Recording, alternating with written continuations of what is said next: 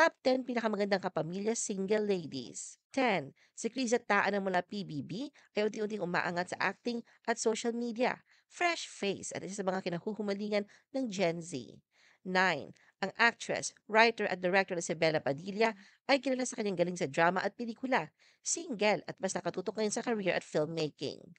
8. Si Maris Racal na former PBB housemate ay single at mas nakatutok ngayon sa kanyang karera. 7. Single na si Elise Hoson matapos i-anunsyo ang breakup nila ni Makoy De Leon kamakailan. Patuloy na busy sa career at bilang independent woman. 6. Ang multi-talented actress si Janela Salvador ay muling sumikat sa role na Valentina sa Darna. 5. Si Jane De Leon ay ang modern-day Darna. Patuloy na inaabangan sa mga pelikula at teleserye. 4. Matapos ang PBB stint ni Maymay Entrata, naging successful singer, actress at model. Hinahangaan sa kanyang pagiging humble at independent. 3. Ang Gen Z superstar na si Andrea Brillantes ay namamayagpag pa rin sa showbiz at social media.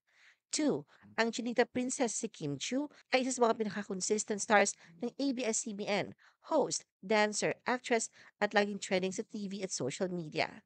1. Si Catherine Bernardo na box office queen ay single status pa rin, mas lalong minahal ng publiko bilang empowered woman.